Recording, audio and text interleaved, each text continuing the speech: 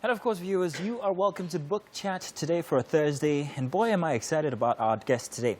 Jeffrey Ehikioya is a marketing professional who is also certified and experienced in project management and the author of our book this week, The Volunteer, Becoming Better by Serving Others. Well, Jeffrey, it is grand to have you here on the show with us today. Thank you so much. Yeah, we have something in common, actually. We went to the same school. Yeah, University. I went there for the certificate. I didn't go for it. You know. Okay, So I think I won't be asking you any academic questions, but good to know that you were at Pan Atlantic University as well.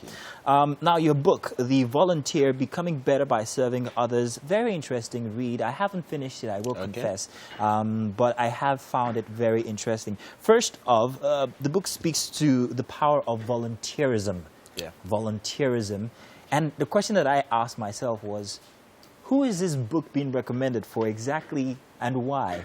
I don't know. You tell us. Okay, so thank you so much. My life has been basically about service. I stumbled onto it unintentionally, and I have actually gotten a lot of results from it because life is about intentional living. And if we're able to plan our steps intentionally, then we could get results. So the part of volunteering is just for us to be able to, it's like a disguise for the word service.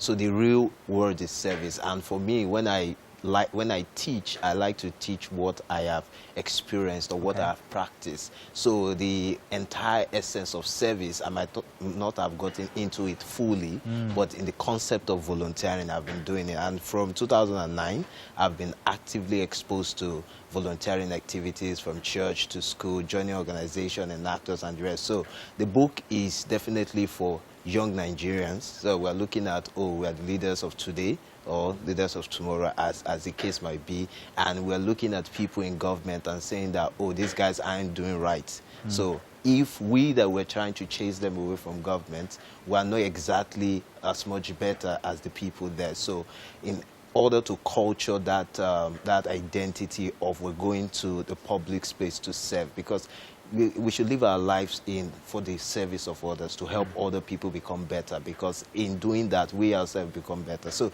the concept of the book is selflessness, and the message is to young Nigerians. Wow. Jeffrey, it was one question I asked, but it's okay. Well, listen, I really appreciate the dedication here in your book. You dedicated the book to the sung and unsung heroes, people who are trying to make the world a better place. So I actually understand that for you, it is a passion to see that people are coming together to make the world that we live in somewhere that everybody else is going to enjoy. Definitely. And by doing that, we have to put in service.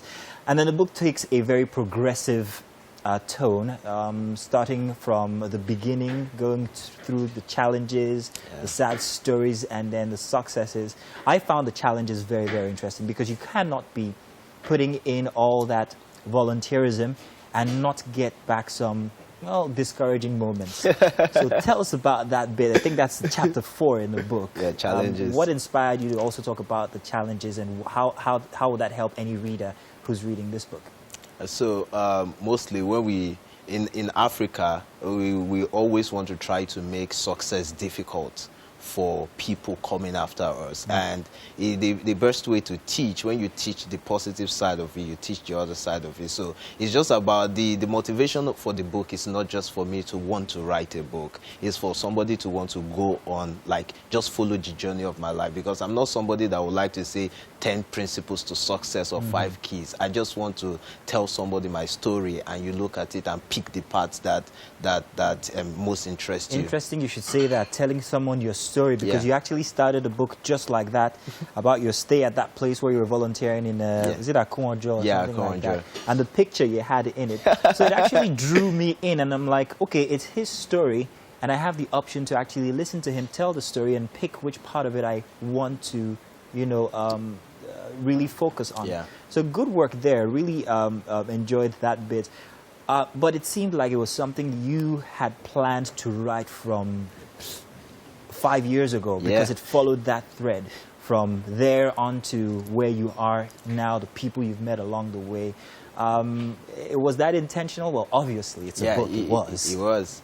And so I think it's one of the advantages that I've been exposed to, because growing up in the Christian faith and understanding that our lives are planned by God. So you know that all the pages, our scripts are written already in his book. So we know that our lives, we are yet to live a script. So, and I know that if I'm going on a journey for 20 years, I should know the destination. I know what I need to do today to get to that destination. Even right now, the particular life I'm living is a script to a particular destination. Oh, so I'm going to be in one of your books then. Definitely. So if you look at one of the days during the challenges, I was trekking all the way from Akonjo to Matogun, where I stay, and you can use Google Maps to check the distance when you're trekking. So, and one of those days I was tired and I was crying. So I had a Redeemed church close to me in Ijuru. So I entered into the church, I cried, I prayed, then I started going. And the question that came into my heart is that somebody is going to listen to your story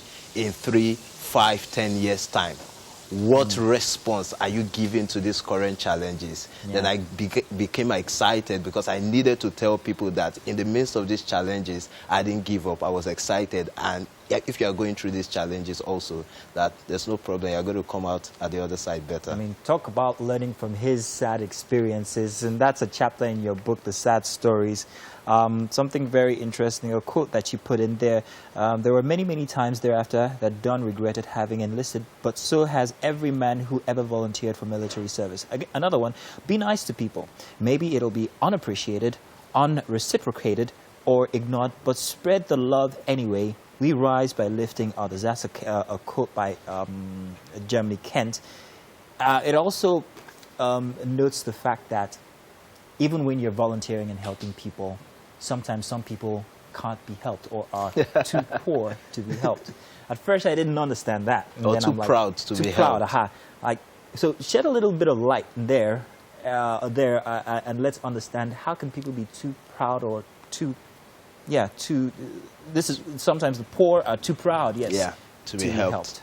So I think, well, I had a few experiences around that light in terms of having community development project, because actively from 2012, I started going to communities in Ogun State, in Lagos, in Kaduna, and all these other places to do community development project under the platform of Enactors. So, and we got to communities whereby we saw problems that were visible to every single person, and we as enthusiastic young guys, we went to this community and told them that, oh, we could do a borehole for you, you guys are suffering from this is the solution. And because you had certain people who are acclaimed elders of that community, do not want to look stupid to their followers. Well, a child or a small person is trying to give them the solution to the problem, they push back. And it also corroborates the story of one of my friends in Uganda that had that same issue. They had a project that they were working on for a school,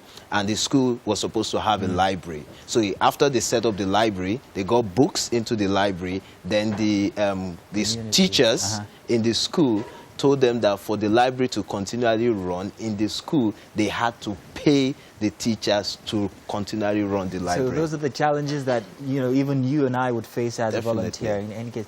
Well, in any case, this is a very interesting read, and maybe you should actually pick it up. The Volunteer, Becoming Better by Serving Others, by Jeffrey, who sat right here with us. Thank you very much for joining us. Actually enjoyed it. And if you're thinking about a life of volunteering or service, maybe you should